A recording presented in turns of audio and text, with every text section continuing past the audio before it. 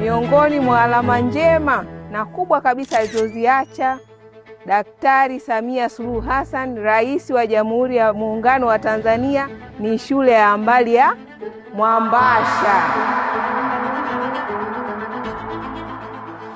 Ili kufanikisha lengo la Daktari Samia Suluhu Hassan kwenye kujenga shule hii, tusome kwa juhudi, tusome kwa bidii, tufaulu vizuri, tuchukue ujuzi wetu vizuri, ili tukimaliza kidato cha 4 tuweze kwenda kujiajiri. Hiyo ndo lengo kuu la kuwa na shule ya amali. Ili tuweze kufikia hilo lengo kuu, lazima tuweke jitihada na nidhamu kwenye masomo.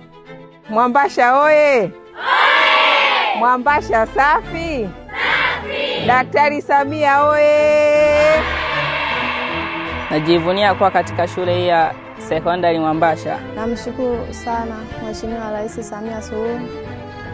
Nitalijenga, nitalilinda na kulitunza taifa langu la Tanzania. Elimu ni utu.